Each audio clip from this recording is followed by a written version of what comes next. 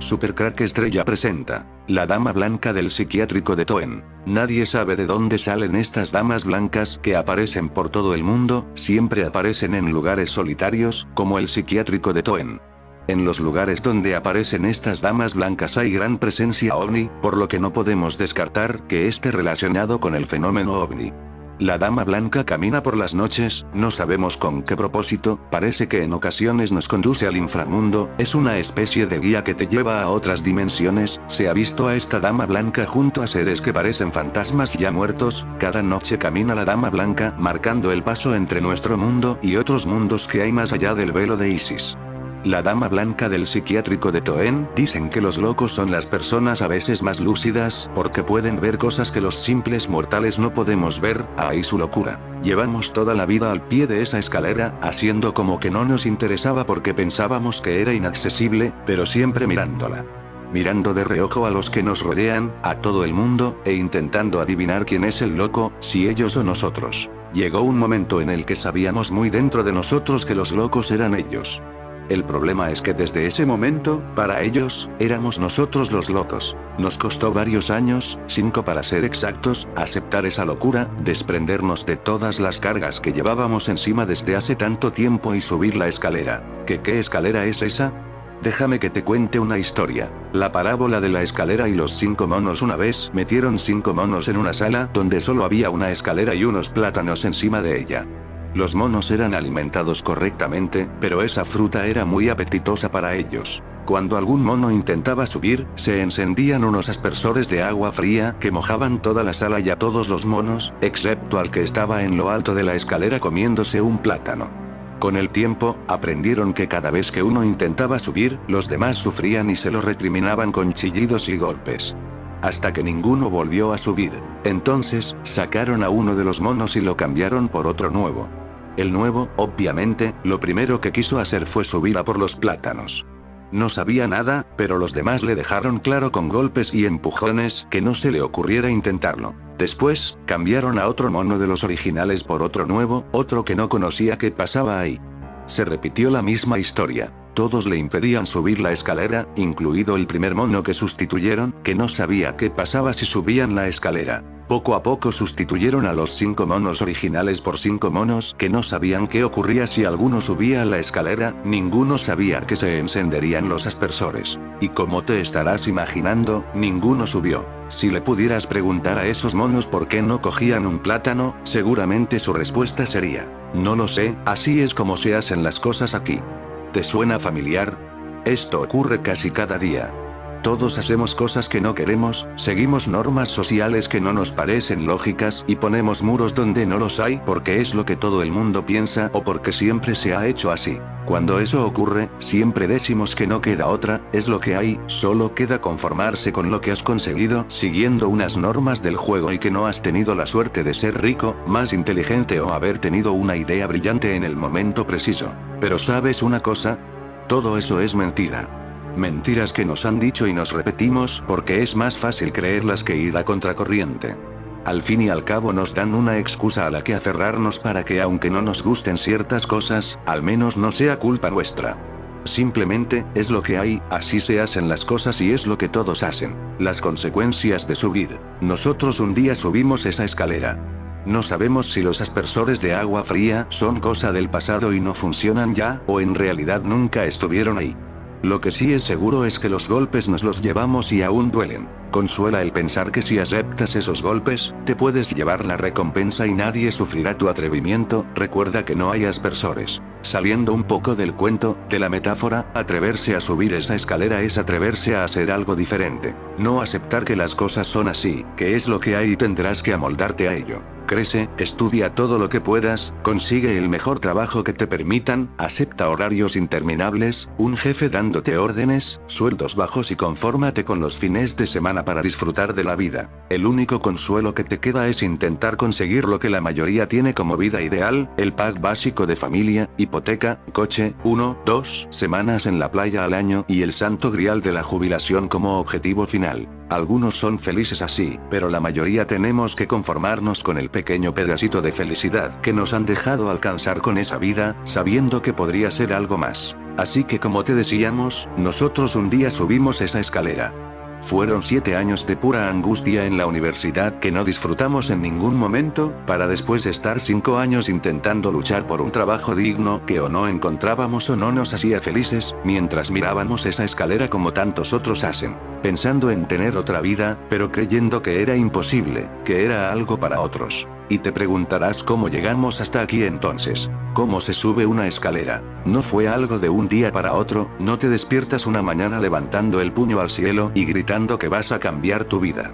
En nuestro caso fue más bien por goteo, cada día era una jornada más en un trabajo que ocupaba nuestra vida casi al completo, una tarde más leyendo sobre personas que vivían de otra manera y noches de domingo deprimentes pensando que llegaba otro lunes, otra semana demasiado larga de trabajo. Poco a poco ese goteo negativo del día a día y el goteo positivo de leer más y abrir la mente, nos cambió. Sin darnos cuenta, cada vez hablábamos más y más de hacer lo que soñábamos desde hace años pero era imposible. Dejarlo todo y dar la vuelta al mundo, escribir sobre viajar y lo que esto nos aportaba. Pensando sobre ello, quizás uno de los motivos que nos haya traído hasta aquí sea que a uno de nosotros siempre le han calificado de sinvergüenza, sin mala intención y sin falta de razón.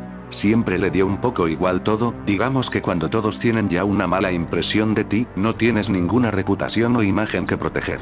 Es como el loco del pueblo que chapotea en calzoncillos en la plaza del ayuntamiento porque eso le hace feliz. Pero dejando el escándalo público aparte, esa falta de vergüenza, de miedos sociales por el qué dirán, si se reirán de mí, qué pasa si fracaso puede ser lo que nos permitió ignorar esas normas sociales y limitaciones sin justificación que no sabemos ya de dónde salieron y atrevernos a dar un paso adelante, a llamar la atención según algunos. ¿Por qué no deberíamos aceptar las cosas como son? Es curioso como todos aceptamos la gran mentira de que el único camino al éxito, porque es el mismo para todos, claro, es estudiar, esforzarte ciegamente y rezar para tener un golpe de suerte que te coloque en un cargo donde cobres más y trabajes menos, porque al fin y al cabo un trabajo es solo eso, ¿no? Algo que nos da dinero pero que no nos gusta. Es lo que hay. Creyéndonos esa mentira, a la misma vez todos conocemos la historia de muchos grandes genios que triunfaron sin siquiera terminar sus estudios, como Steve Jobs. Y pensamos que claro, como eran unos genios estaban por encima de eso, que no es que la escuela no sea necesaria, es que a ellos les sobraba, les limitaba sus capacidades. Pero como nosotros no somos genios, sin esos estudios no seremos nadie en la vida. Es pensar que sin esa genialidad, si intentas salirte del pack básico de vida, vas a fracasar, perder las posibilidades que ya tenías marcadas en la vida, tu dinero y hacer el ridículo. La vida no es tan simple, pero hemos aceptado que solo hay un camino y que, si no nos funciona a nosotros, pues ya no queda otra que aceptar las migajas que dejan otros que, por algún motivo, sí llegaron más lejos. No estamos diciendo que los estudios no sean útiles o el pack básico no sea una buena opción para algunos, pero pensar que son el único camino posible es como decir que un artista, un músico con un gran don, triunfó como pianista y que si no hubiera aprendido a tocar el piano, nos habríamos perdido una melodía única. Pero ¿y si el piano no era necesario para hacer esa música? Quizás ese artista era capaz de las melodías más preciosas que nadie imaginaba y el piano solo era un medio, que de hecho podría haber sido cantante. Intentemos ver más allá de lo que nos han dicho, guiémonos por la máxima de la humildad absoluta. Puedes estar equivocado, lo que crees tener como base de tu conocimiento, puede no ser del todo correcto. Hay muchas cosas que nos las han hecho creer, que puede que antes fueran verdad pero el mundo cambia. Antes no había internet, antes no podías acceder a tanto conocimiento ni a los medios para hacer llegar tus ideas o incluso tu negocio a la otra punta del mundo. Y si el mundo cambia, ¿no crees que deberíamos cambiar con él? Ya no es solo la idea de que tenemos muchas cosas nuevas, nuevas tecnologías que nos dan otras posibilidades de entender el mundo, sino que además algunas ideas que antes podían ser ciertas, ahora ya no lo son tanto. Esto no significa que nuestros padres estén equivocados, igual que no lo estaban sus padres tampoco, solo vivieron en una época diferente. Es importante aprender del pasado o de los que tienen más experiencia, sin olvidar que ahora hay más posibilidades. Si sigues aceptando el mundo como era hace 50 años, no serás capaz de ver esos nuevos caminos. Lo que antes valía y merecía la pena aferrarse a ello, ahora es un camino sin salida. Es como llegar con tu pala para cavar 50 años después de la fiebre del oro. Ya no vas a encontrar nada ahí. Solo hace falta humildad para ver que las cosas son de otra manera y valor para superar tus miedos y los de los demás. ¿Recuerdas los monos al pie de la escalera? Solo así seremos capaces de ver más allá de la cueva de Platón, de lo que nos dejan ver.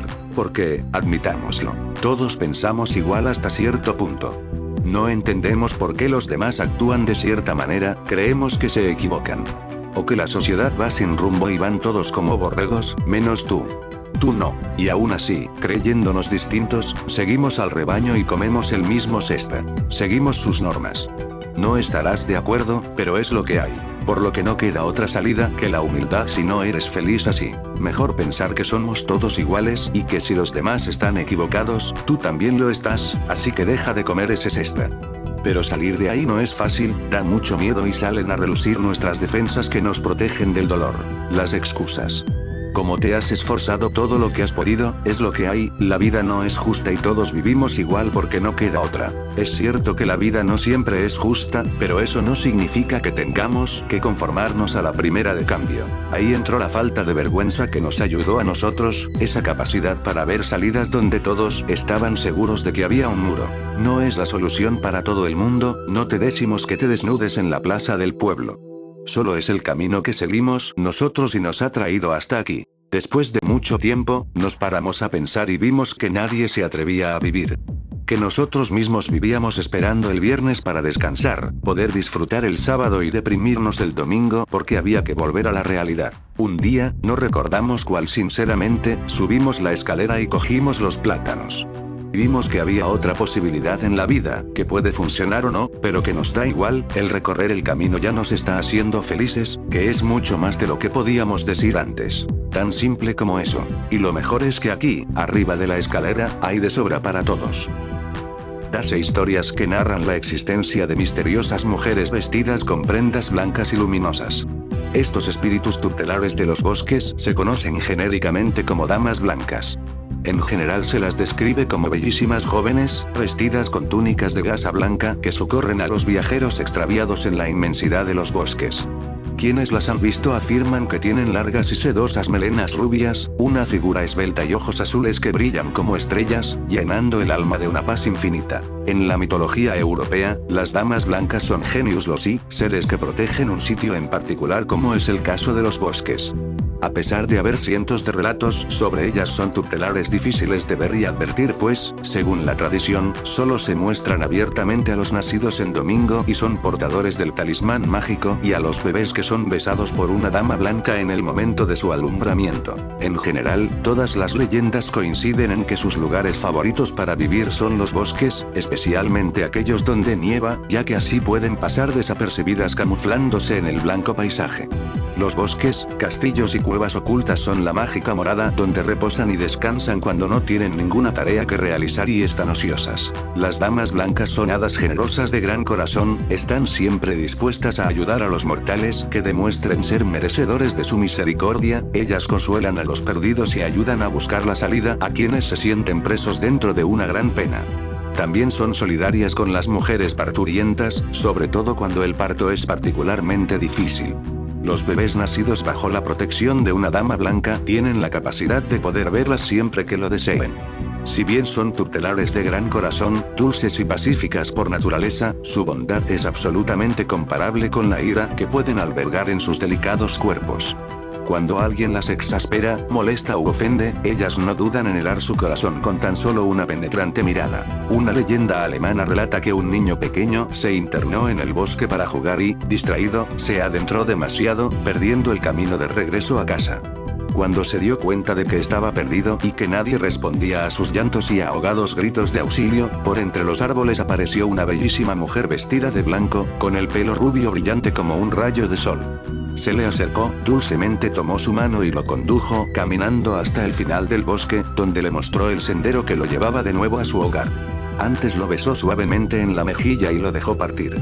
Leyendas muy parecidas a esta se repiten en distintos puntos de la geografía manchega. Según las regiones y territorios se les da a las damas blancas características divergentes y hasta muy antagónicas.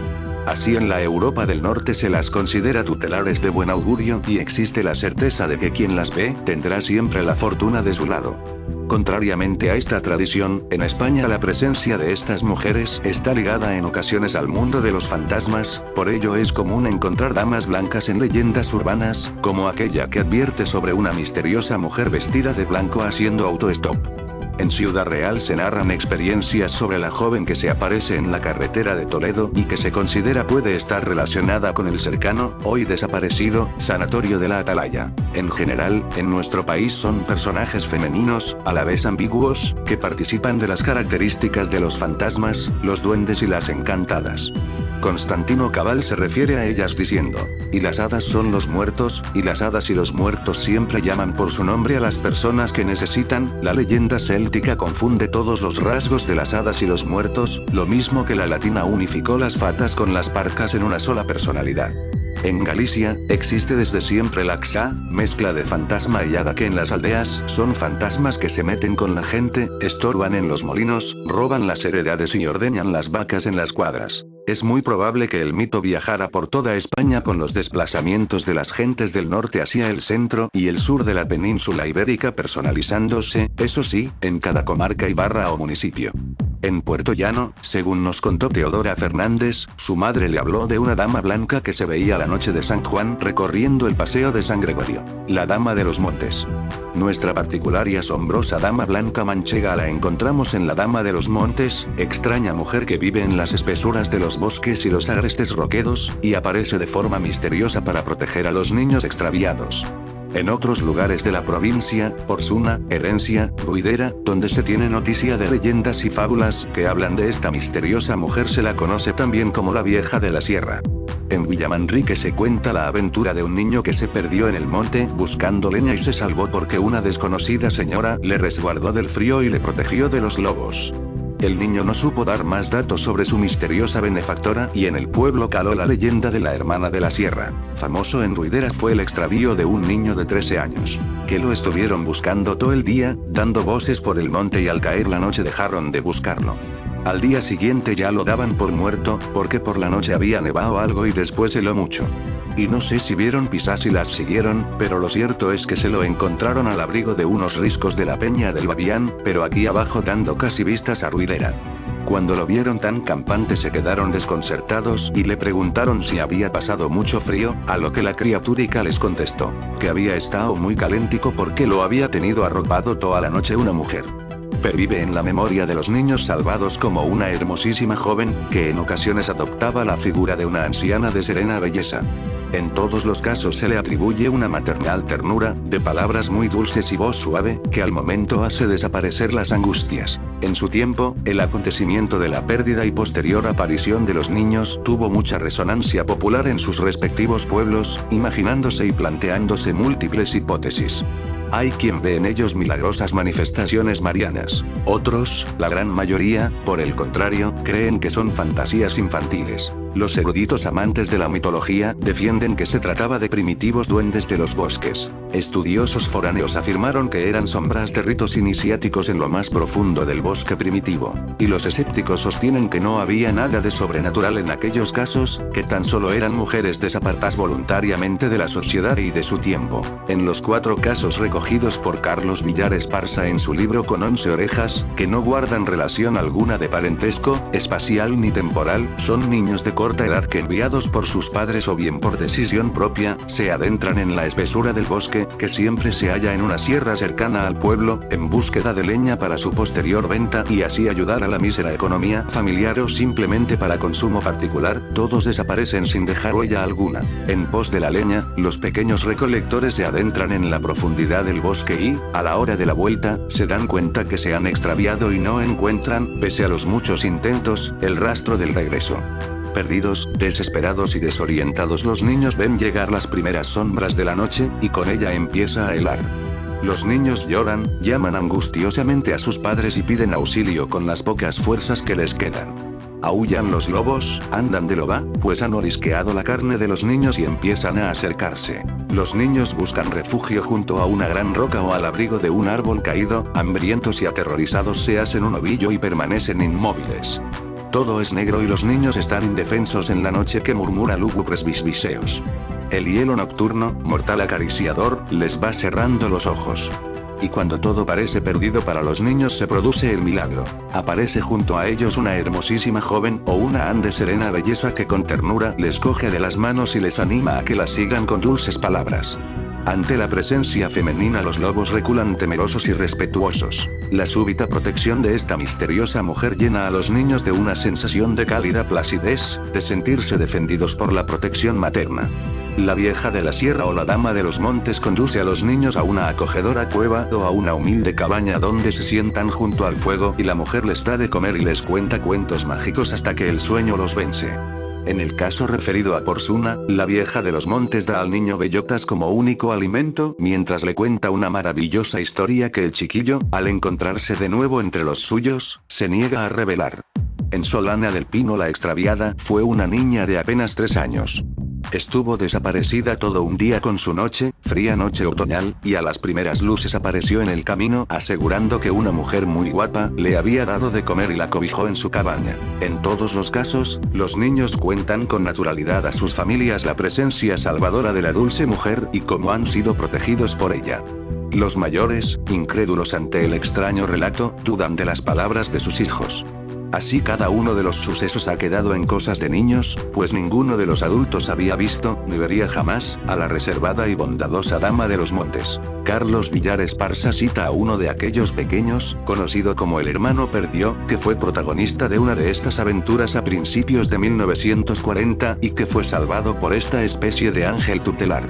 El protagonista vive aún en una ciudad española muy distante de su pueblo manchego, y sigue arraigado en su memoria, como un día, siendo niño, le salvó la vieja de la sierra. Toen fue psiquiátrico, pero pudo ser leprosería u hospital para el tratamiento de la tuberculosis. Se construyó en un formidable espacio natural, un monte comunal próximo a la localidad de Moreiras. Era un lugar propicio para aislar las enfermedades que provocaban miedo en la sociedad. Contra el estigma social, Goas puso en marcha elementos humanizadores como la fiesta del enfermo. Esta celebración estaba llena de actividades. Acudieron agrupaciones musicales como la Charanga o Cuco de Belleo, el Orfeón Unión Ourensana.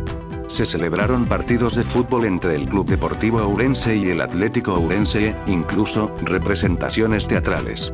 Era tradicional que los familiares de los internos estuvieran en los actos. Con más de 400.000 metros cuadrados, abrió sus puertas en 1959, en el inicio del desarrollismo franquista, como un centro pionero en la asistencia psiquiátrica, dirigido por Cabaleiro Goas, figura fundamental de la psiquiatría en Galicia.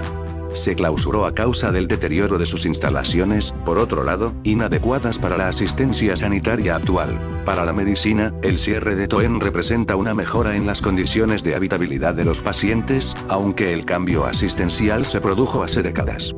Para las asociaciones de familiares, en cambio, es un paso más hacia el fin del estigma social vinculado a la locura.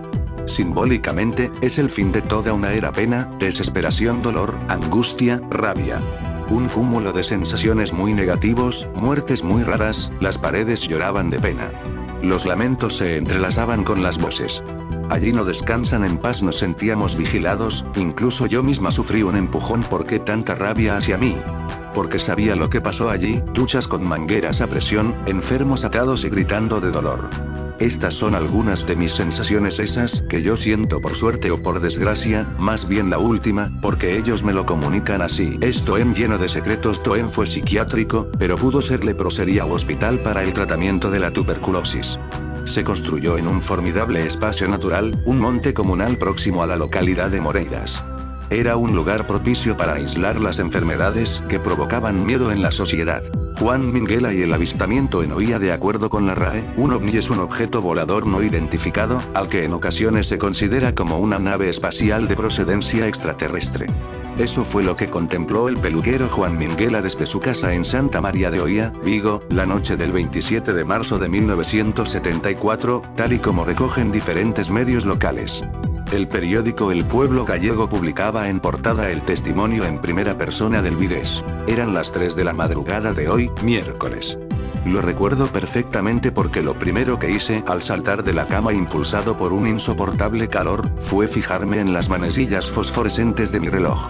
Los 3 perros que tengo en mi finca de Villa de Suso, en Santa María de Oía, no cesaban de aullar, comenzaba relatando Juan Minguela. El peluquero vigués describía cómo se asomó a la ventana y quedó anonadado al contemplar un objeto luminoso, de color verde, de unos 3 metros de alto por 50 o 60 de ancho. Algunos diarios como Faro de Vigo transcribieron que Minguela comparó el tamaño del ovni con el de un vitrasa. En su relato a El Pueblo Gallego, el hombre confesaba que quiso enfrentarse a tiros con él, asustado. No me atreví a disparar y volví a cerrar la ventana. Entonces, me introduje en el armario sin proferir ni el menor grito, pues me encontraba solo y sabía que era inútil.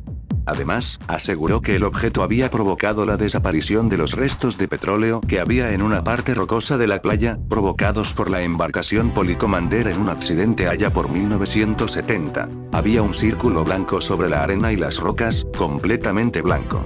Está demostrado que el agua del mar no puede limpiar en unas horas todo esto, teniendo en cuenta que, además, que ya hace varios meses que están cubiertas de residuos de petróleo. Otros avistamientos extraños. La repercusión de la experiencia de Juan Minguela casi no tiene competidor en el terreno de los avistamientos vigueses, pero no es la única.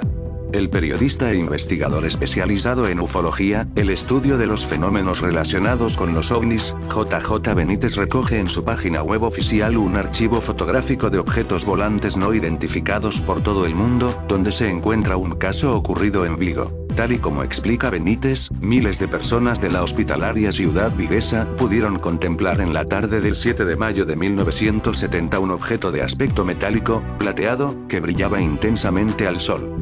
El periodista tuvo constancia de este fenómeno gracias al testimonio del jesuita Pedro Pablo Requejo, quien relató cómo el ovni se mantuvo vertical y a gran altura sobre Vigo entre las 19 y las 21 horas. El extraño suceso fue capturado por la cámara de Matías Álvarez García, interventor del Banco Pastor, como pudo comprobar JJ Benítez.